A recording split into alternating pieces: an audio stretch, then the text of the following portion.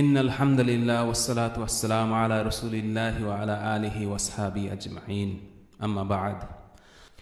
রমাদান আল্লাহর অশেষ নিয়ামতের মধ্যে অন্যতম বিশেষ নিয়ামত। আল্লাহর অনুগ্রহে আমরা আরেকটি রমাদান পেলাম, এজন্য আল্লাহর শুকরিয়া আদায় করছি, আলহামদুলিল্লাহ।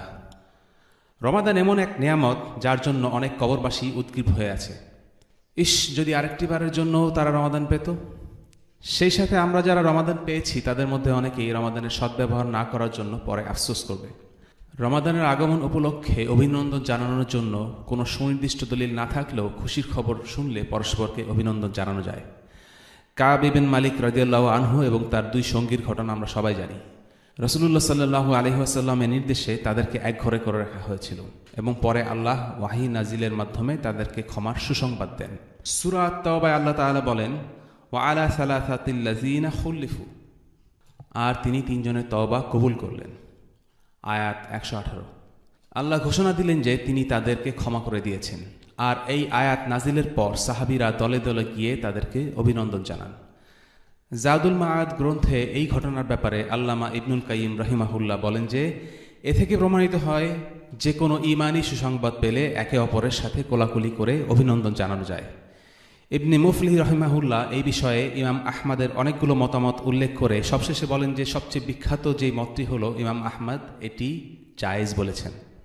আল্লাহ বলেন, قُلْ بِفَضْلِ اللَّهِ وَبِرَحْمَتِهِ فَبِذَلِكَ فَلْيَفْرَحُوا هُوَ خَيْرٌ مِّمَّا يَجْمَعُونَ।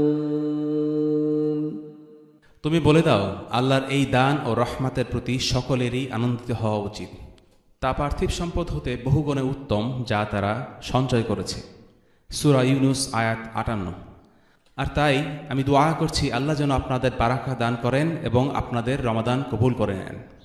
রমাদানের সদ্ব্যবহার এবং খালিসভাবে একমাত্র আল্লাহর সন্তুষ্টির জন্য আমল করার তৌফিক দিয়ে আল্লাহ যেন আপনাদের সম্মানিত করেন এবং আল্লাহ আপনাদের সেসব মুমিনদের অন্তর্ভুক্ত করেন যারা জাহান্নাম থেকে নাজাত প্রাপ্ত। প্রতিদিন আসরের পর অল্প সময়ের জন্য কিছু আলোচনা করা হবে ইনশাআল্লাহ। এই আলোচনাকে আমি বলছি খাওয়াতির বা স্মরণিকা। আমি সর্বোচ্চ চেষ্টা করব যাতে এই আলোচনা 10 মিনিটের মধ্যেই সীমাবদ্ধ থাকে। এগুলো সংক্ষিপ্ত আকারের হবে যেন তা আমাদের ইবাদত থেকে খুব বেশি সময় দূরে সরিয়ে না রাখে, কারণ জীবনের প্রতিটা মুহূর্তই দামি। তার মাঝেও বেশি দামি হলো রমাদানের এই মুহূর্তগুলো। এই আলোচনায় আমরা যা জানবো তা আমলে পরিণত করতে হবে। আমলে পরিণত করার ব্যাপারটি আপনারা এইভাবে শুরু করবেন। যখন কোরআনের কোনো আয়াত উল্লেখ করা হয় তখন মনে করুন আল্লাহ আপনার সাথে কথা বলছেন, আর আল্লাহ যা বলছেন আপনি তা মেনে চলার জন্য পুরোপুরি প্রস্তুত। যখন কোনো হাদিস উল্লেখ করা হবে মনে করবেন রাসূলুল্লাহ সাল্লাল্লাহু আলাইহি ওয়াসাল্লাম নিজেই এই হাদিস বর্ণনা করছেন, আর আপনি তা মনোযোগ দিয়ে শুনছেন, হাদিস নিয়ে চিন্তা ভাবনা করছেন এবং হাদিসটি মেনে চলার জন্য আপনি প্রস্তুত। যখন সালাফদের ঘটনা শুনবেন ধরে নেবেন যে আপনি তাদের সময় ফিরে গিয়ে তাদের সামনে বসে তাদের ওয়াজ নসিহত উপভোগ করছেন। রমাদানে যারা আল্লাহর কাছ থেকে ক্ষমা পেয়ে সফলতা পেল, রাসূলুল্লাহ সাল্লাল্লাহু আলাইহি ওয়াসাল্লাম এই সফল ব্যক্তিদের সফলতাকে একজন দাসের মুক্তির সাথে তুলনা করেছেন। এখন প্রশ্ন হলো তারা কি থেকে মুক্তি পেল? এটা বোঝার জন্য আপনাকে একটু ফিকহ বুঝতে হবে। তালাক, বিয়ে এবং দাস মুক্ত করার ক্ষেত্রে কেউ বুঝে শুনে বলুক আর কৌতুক করে বলুক, সে যা বলেছে তা আর ফিরে নেয়ার উপায় নেই। কেউ বুঝে শুনে বা ঠাট্টাচ্ছলে স্ত্রীকে তালাক দিলে বা দাসকে মুক্ত করলে তা কার্যকর হয়ে যায়, কথা আর ফিরিয়ে নেওয়া যায় না। মানুষের অনেক সীমাবদ্ধতা বা ভুল ত্রুটি আছে। সামান্য এই মানুষের কথাই যদি ফিরিয়ে নেওয়া না হয় তাহলে সর্বশক্তিমান, মহাক্ষমাশালী, মহাদয়ালু, মহাসম্মানিত আল্লাহ যদি আপনাকে একবার ক্ষমা করে দেন, আপনার কি ধারণা তিনি সেই কথা আবার ফিরিয়ে নেবেন, আপনাকে জাহান্নামে নিক্ষেপ করবেন? প্রশ্নই ওঠে না। রমাদান এমন এক মাস যখন সব দিক থেকে ক্ষমা আর সফলতা আপনার দিকে আসতে থাকে, আর এই মাসে ক্ষমা না পাওয়ার অর্থ হলো আপনি এই ক্ষমা পাওয়ার জন্য চেষ্টাই করেননি। রমাদানের শুরু থেকে আল্লাহ ক্ষমা পাওয়ার ব্যাপারে এই 3টি হাদিস সবসময় মনে রাখুন। মান সামা রমাদানা ঈমানান ওয়া ইহতিসাবান গুফিরা লাহু মা তাকদ্দামা মিন যামবিহি। যে ব্যক্তি ঈমানের সাথে এবং আল্লাহর কাছে পুরস্কারের আশায় রমাদানে সাওম পালন করবে তার গুনাহসমূহ মাফ করে দেয়া হবে। এই হাদিসে ঈমান এবং ইহতিসাব দুটি শব্দ উল্লেখ করা হয়েছে। যে 3টি হাদিস উল্লেখ করব সেই 3টি হাদিসেই ঈমান শব্দটি আছে। আর এর অর্থের ব্যাপারে ইমাম ইবনে হাজার আসকালানী রাহিমাহুল্লাহ বলেন, ঈমান হচ্ছে বিশ্বাস এবং ঈমান আনা আপনার উপর ফরজ। আর ইহতিসাব মানে শুধু আল্লাহর কাছ থেকেই পুরস্কারের আশা করা। আর এখানে কোন পুরস্কারের কথা বলা হচ্ছে? এই পুরস্কার হচ্ছে আল্লাহর ক্ষমা। আর এই ক্ষমাই কি শেষ পুরস্কার? কখনোই না। জাহান্নাম থেকে অনেকেই মুক্তি পাবে, তবে কি পুরস্কার এখানেই শেষ? এটা কখনোই শেষ পুরস্কার নয়, বরং প্রতিদিন বিশেষ কিছু মুহূর্ত আছে যখন দোয়া কবুল হয়। প্রতিদিন আপনি পাহাড় পরিমাণ আমল করতে পারেন, আর আল্লাহ ছাড়া এইগুলোর হিসাব কেউ রাখে না। প্রতিদিন সিয়াম পালন করার মাধ্যমে আপনি জাহান্নাম থেকে কমপক্ষে 70 বছরের দূরত্বে চলে যান। যদি আপনি পুরো রমাদান সিয়াম পালন করেন তাহলে 70 গুণ 30, অর্থাৎ জাহান্নাম থেকে আপনি 2100 বছরের দূরত্বে চলে গেলেন। অর্থাৎ প্রথম হাদিস অনুযায়ী যারা আল্লাহ সন্তুষ্টির আশায় ঈমান এবং ইহতিসাব সহকারে সিয়াম পালন করে তাদের ক্ষমা করে দেয়া হয়। দ্বিতীয় হাদিসটার শেষ অংশে প্রায় একই রকম, তবে শুরুটা ভিন্ন। যে ব্যক্তি ঈমানের সাথে এবং আল্লাহর কাছ থেকে পুরস্কারের আশায় রমাদানে কিয়াম করবে তাদের গুনাহসমূহ মাফ করে দেয়া হবে। কিয়াম অর্থাৎ সালাতে দাঁড়ানো। ধরুন আপনার সাওমে কিছু ত্রুটি বা কমতি থেকে গেল, এতে হতাশ হবার কিছু নেই, কারণ আরেকটা সুযোগ আছে আল্লাহ ক্ষমার লাভের। তা হলো সালাত পড়া, যাকে আমরা বলি তারাবিহ। শুধু তাই নয়, ধরুন কারো সাওম এবং তারাবি দুটোতেই ত্রুটি ছিল, তাহলে তৃতীয় আরেকটি সুযোগ আছে, তা হলো লাইলাতুল কদর, যা একাই আল্লাহর মাগফিরাত অর্জন করার জন্য যথেষ্ট। তৃতীয় হাদিসে বলা হয়েছে যে যে ব্যক্তি ঈমানের সাথে এবং আল্লাহর কাছ থেকে পুরস্কারের আশায় লাইলাতুল কদরের সালাত আদায় করবে তার গুনাহসমূহ মাফ করে দেয়া হবে। 3টি হাদিসের শেষে একই কথা বলা হয়েছে, আপনাকে মাফ করে দেয়া হবে। আপনাকে মাফ করে দেয়া হবে যদি আপনি রমাদানে সিয়াম পালন করেন, রাতে তারাবি আদায় করেন এবং লাইলাতুল কদরে সালাত আদায় করেন। আল্লাহ আপনাকে শুধু ক্ষমা করছেন ব্যাপারটি ঠিক এমন নয়, বরং প্রতিটি আমলের জন্য আল্লাহ কয়েক গুণ সওয়াব দিয়ে জান্নাতে আপনার মর্যাদা বৃদ্ধি করেন। কিন্তু যদি আপনি আল্লাহর ক্ষমা না পান তাহলে বলতে হয় আপনি আসলে গাফেল ছিলেন এবং ফাঁকিবাজ। কিন্তু আপনি কাকে ফাঁকি দিচ্ছেন? আল গফুর আল্লাহর ক্ষমাকে? আপনি চারদিক থেকে আপনার দিকে ছুটে আসা রহমত এবং ক্ষমাকে এড়িয়ে যাচ্ছেন। কিন্তু মনে রাখবেন, দুনিয়ার শান্তি এবং আখিরাতে জান্নাতে প্রবেশের জন্য এই রহমত এবং ক্ষমা আপনার জন্য একান্ত প্রয়োজন।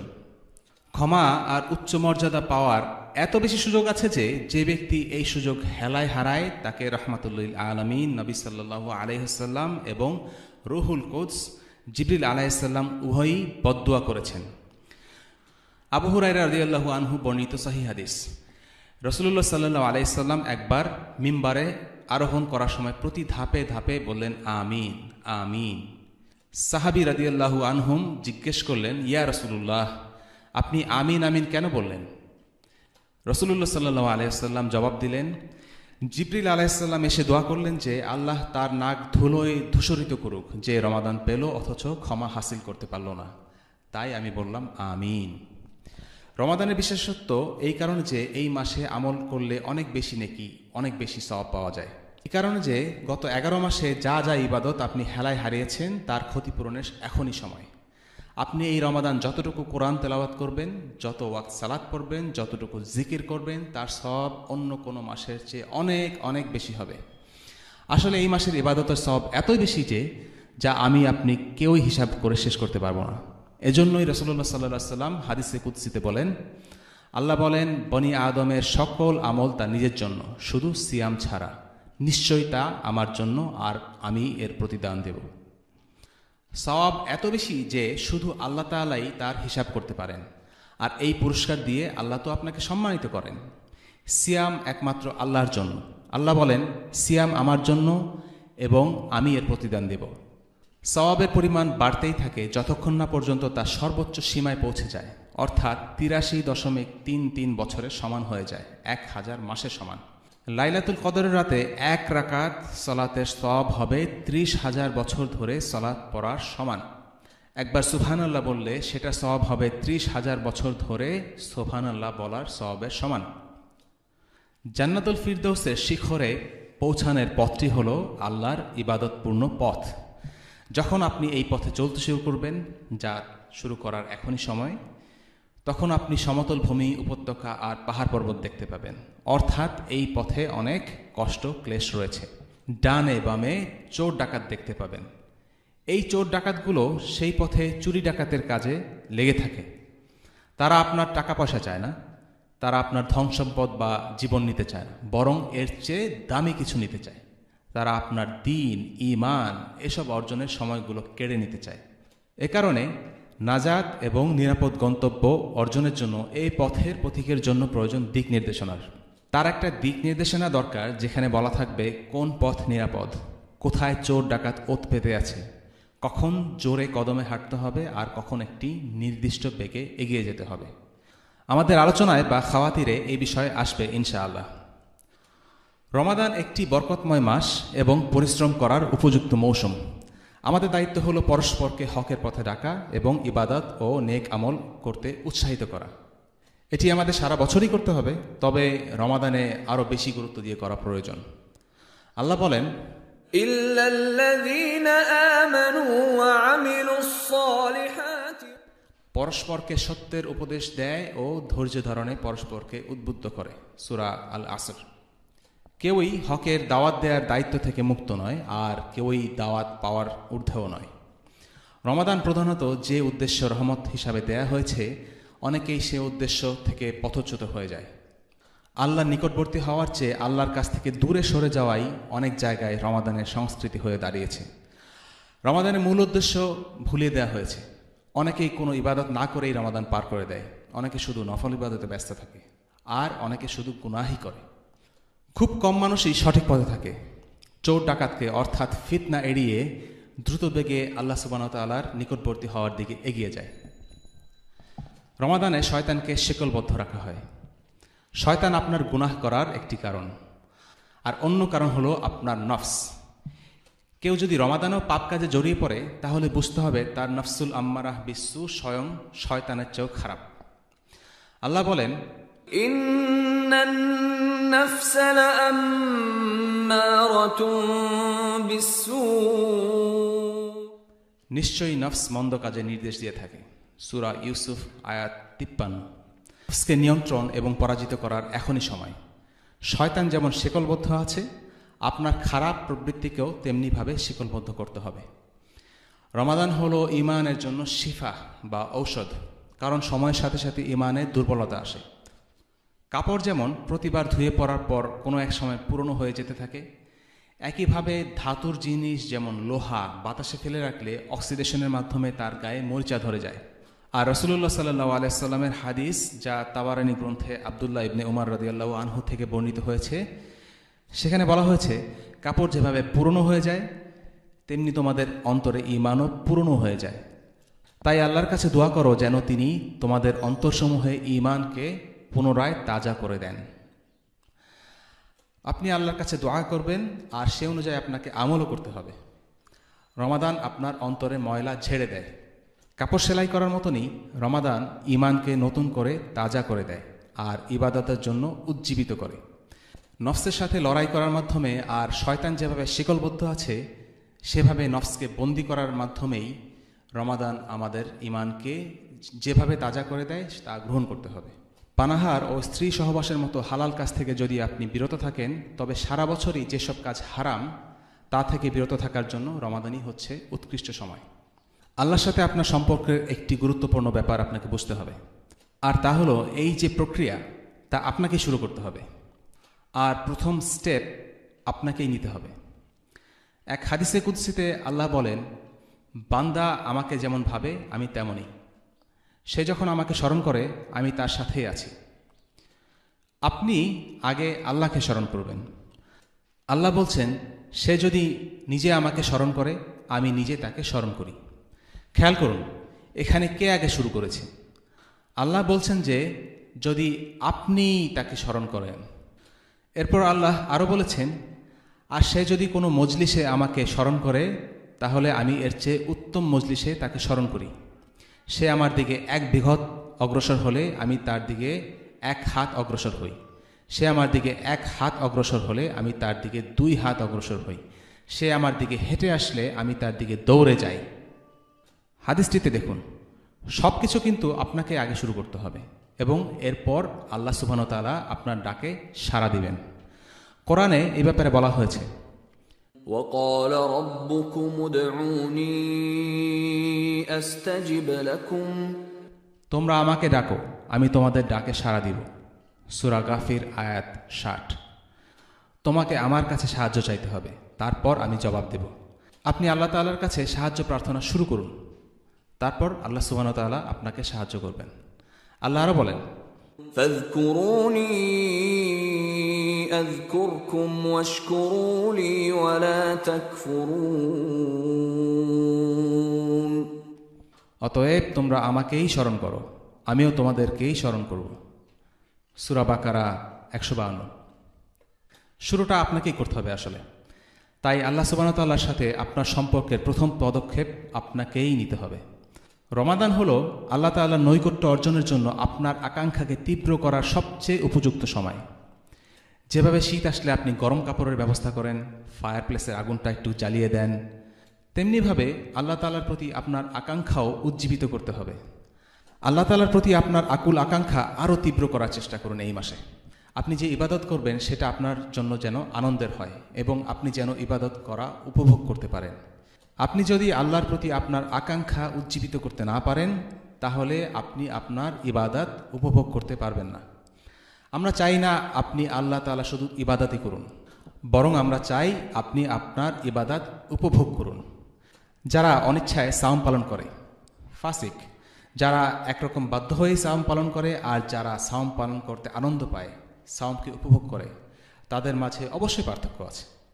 আল্লাহ বলেন, فمنهم ظالم لنفسه ومنهم مقتصد ومنهم سابق بالخيرات بإذن الله তাদের কেউ কেউ নিজের প্রতি অত্যাচারী, কেউ মধ্যপন্থা অবলম্বনকারী এবং তাদের কেউ কেউ আল্লাহর নির্দেশক্রমে কল্যাণের দিকে এগিয়ে গেছে। সূরা ফাতির আয়াত 32। কিছু বান্দা আছে যারা মধ্যম পর্যায়ের, আর কিছু বান্দা আছে যারা উপরে বর্ণিত তৃতীয় পর্যায়ের, আর তারাই সর্বোত্তম। তারা সাওম পালন করে এবং সাওম পালন করে আনন্দ পায়। এদেরকেই বলা হচ্ছে সাবিকুন বিল খায়রাত, অর্থাৎ যারা তাদের ভালো কাজে অগ্রবর্তী থাকে। একদল লোক আছে যারা তারাবি সালাত আদায় করে, কিয়াম করে আর ভাবতে থাকে কখন ইমাম সাহেব সালাম ফিরাবে। আরেকদল লোক আছে যারা শুধু করার জন্যই করে, অর্থাৎ তারাবি পড়তে হয় তাই পড়ে, সাওম রাখতে হয় তাই রাখে। কিন্তু এদের বাইরেও এমন অনেক লোক আছে যারা সালাতের সময় এই অনুভূতি দ্বারা কম্পিত থাকে যে আল্লাহ সুবহানাহু ওয়া তাআলা তাদের সামনে দাঁড়িয়ে আছে।